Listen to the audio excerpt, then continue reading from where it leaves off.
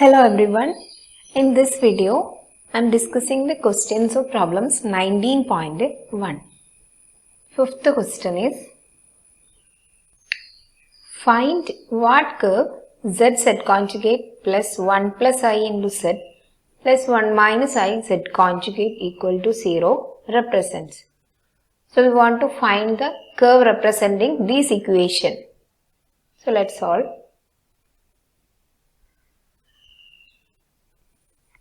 So to find the curve representing this equation, let z is equal to x plus iy. The complex number z is equal to x plus iy.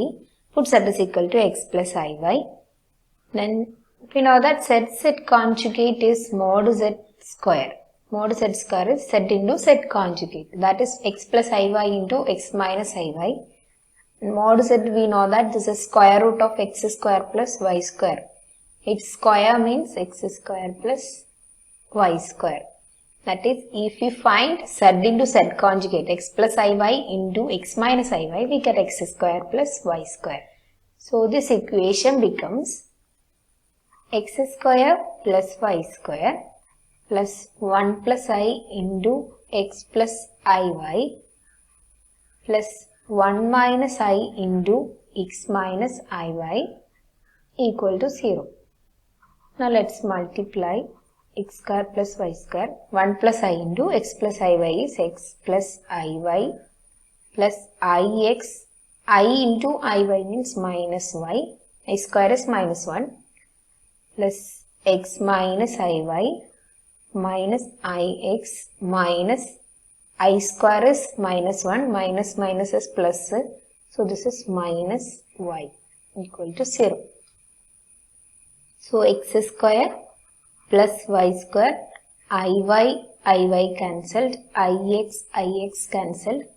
So this is 2x minus y minus 2y equal to 0. So this is x square plus y square, or this is circle itself.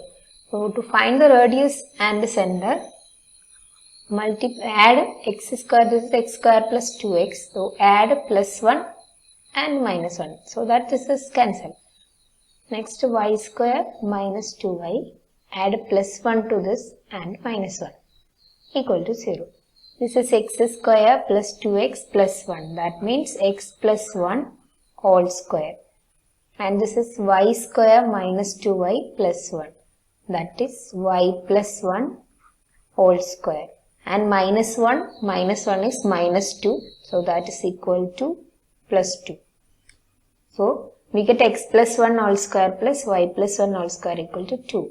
Equation of circle is x minus x naught whole square plus y minus y naught whole square equal to r square if center x naught, y naught and the radius r. So comparing this equation with this x plus 1 whole square plus y plus 1 whole square equal to 2. Here center is minus 1. This is y minus 1 whole square. Y square minus 2y plus 1 is y minus 1 whole square. So center is minus 1, 1. And the radius square is this. So radius is root 2. So the given equation represents a circle with center minus 1, 1 and radius root 2. Sixth question is, in an Argand diagram, show that 9 plus I, 4 plus 13i, minus 8 plus 8i and minus 3 minus 4i form a square. So we need to show that in complex plane these 4 points form a square. We have given the 4 points. Given the 4 points 9 plus I, 4 plus 13i, minus 8 plus 8i, minus 3 minus 4i. Let it be A, B, C and D. We want to show that these 4 points form a square. We know that the special of square, that means square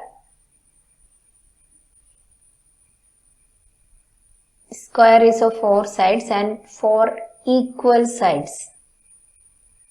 Square has 4 equal sides and equal angles 90 degree. Also the diagonals are equal. Diagonals are equal. So we need to show that these 4 points form a square.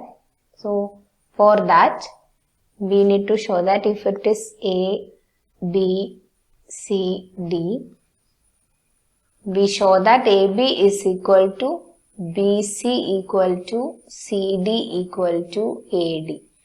These 4 lengths are equal. That means 4 sides are equal. And also if 4 sides of a polygon is equal, it can be a rhombus. So in order to show that it is a square, we need to consider the diagonals. Length of diagonals are equal for square. That means AC equal to BD, opposite sides. AC equal to BD. Then diagonals are equal means it is a square. 4 sides are equal and diagonals also equal means it is a square. So consider the length AB. Length of these 2 points. Length of 2 points in plane is using the equation x2 minus x1. Square root of x2 minus x1 all square plus y2 minus y1 all square. The length distance formula. That means square root of x2 minus x1. 4 minus 9. 4 minus 9 is minus 5. Its square is 25 plus 13 minus 1. 13 minus 1, 12. 12 square is 144. That means square root of 169. This is 13. And BC equal to length of BC equal to square root of minus 8 minus 4 square. That means minus 12 square 144 plus 8 minus 13. That is minus 5. Minus 5 square is 25. Again this is 13. Now CD. CD equal to square root of minus 3 minus minus 8. Minus 3 plus 8 square, that is minus 5 square. Again 25. 25 plus minus 4 minus 8 square, that is minus 12 square. Again 144. Again this is 13. Now AD equal to AD minus 3 minus 9 square, that is again 12 square 144 and minus 4 minus 1 is minus 5 square 25. This is 13. So 4 sides are equal. AB, BC, CD, AD. 4 sides are equal. Consider the diagonals AC and BD. AC is equal to length of AC minus 8 minus 9 square. That means 17 minus 8 minus 9 means minus 17 square. 17 square is 289 plus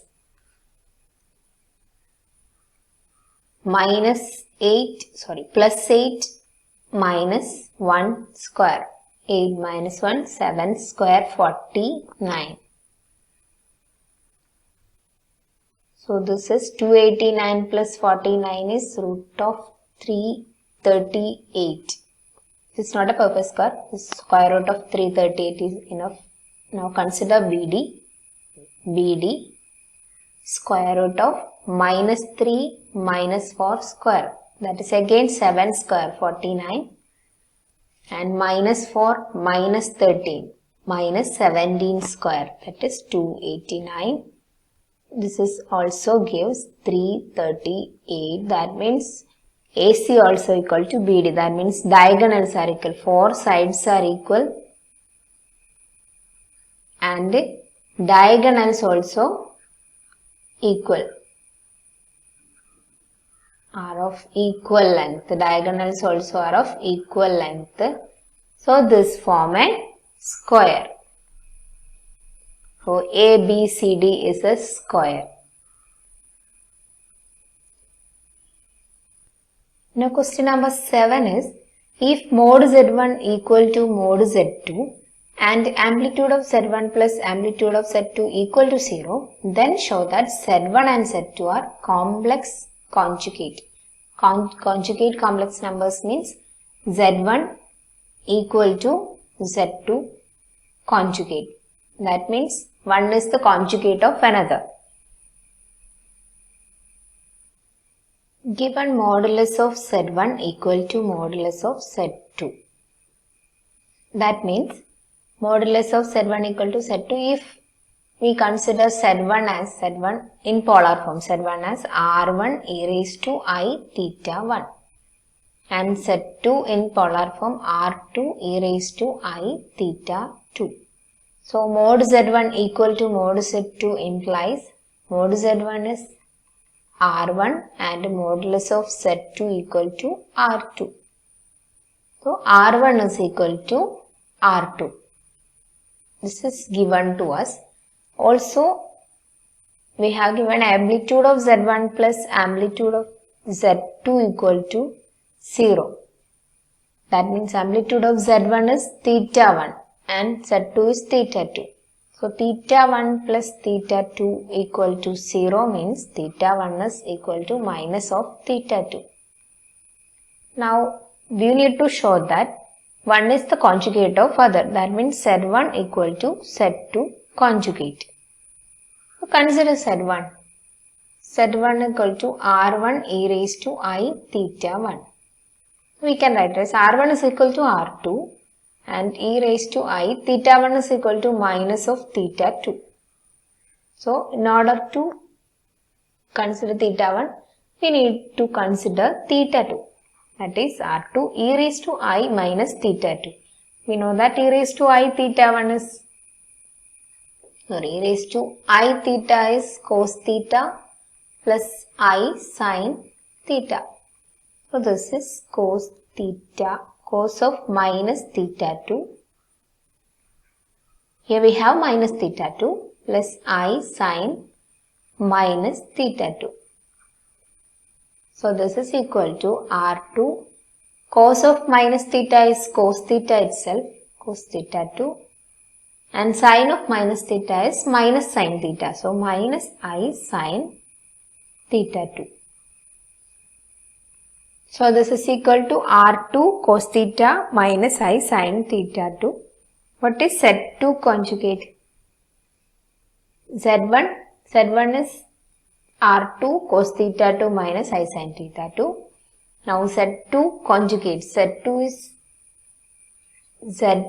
is R2 e raised to I theta 2. That means R2 cos theta 2 plus I sin theta 2.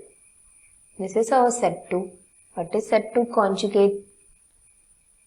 R2 is real number. So R2 cos theta 2 minus I sin theta 2. So this is Z2 conjugate. That means Z1 is equal to Z2 conjugate. This is we want to prove.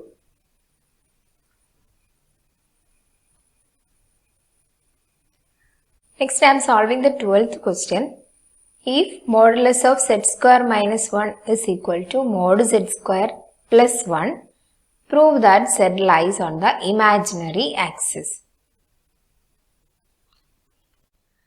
Modulus of z square minus 1 is equal to mod z square plus 1 is given to us.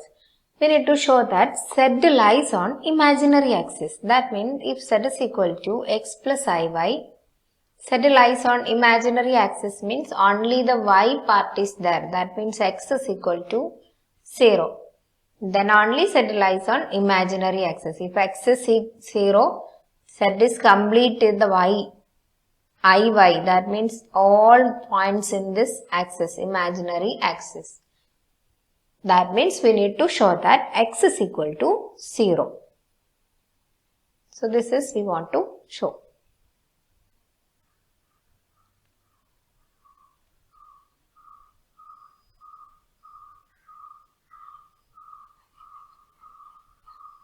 So let's start. Mod z square minus 1. We know that modulus of z square is z into z conjugate.